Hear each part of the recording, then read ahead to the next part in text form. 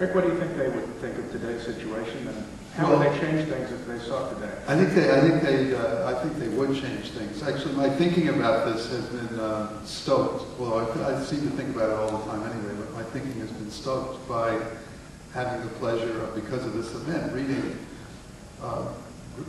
three of Rick Brookhiser's books, including the one you just mentioned, this What Would the Founders Do? Completely charming book. I have to say that this book makes me feel that if anybody here is expecting a kind of steel cage death match, you know, a la Fox News versus MSNBC, Keith Olbermann versus Glenn Beck, you're in for disappointment, judging from the sensibility and temperament that's on display in what Rick writes. I think what the founders would do, let me interpret the question as, well, what would they do if they were, a snap constitutional convention were called right now and the same crowd came to write the document? Well, I think they would design a system that would look, and I'll be real specific, it would look kind of like the German Constitution does now.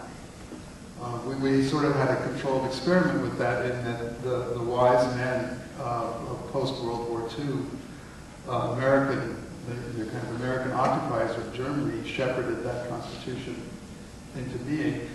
And essentially what I'm saying is that the framers were at the cutting edge of political technology at their time, and they didn't have a lot to go on in terms of practical experience. There were not continental republics when they founded one.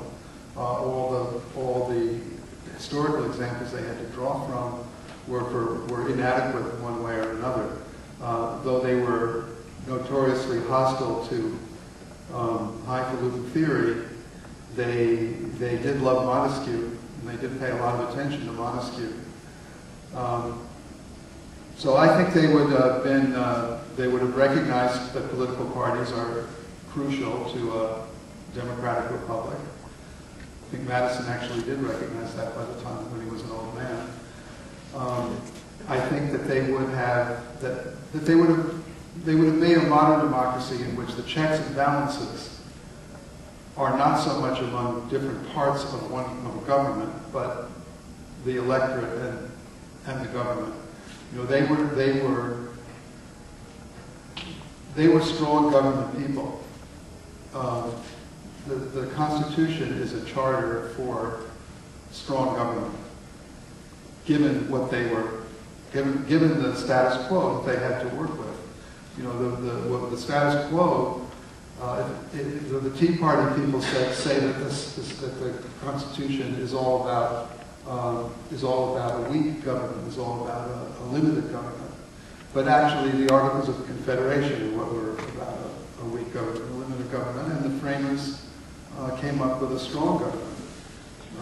That's what they wanted to build, and I do think that the Federalist Papers can be a little misleading in this department because the spin was that since the debate was really more about how this was a threateningly strong government that the framers had designed, not that it was too weak. So the spin in the Federalist Papers is, no, this isn't, you know, it's kind of like Obama saying, no, we have market-based solutions. Why? It's a feint to that side. So I'm wandering off here a little bit, but I think that they'd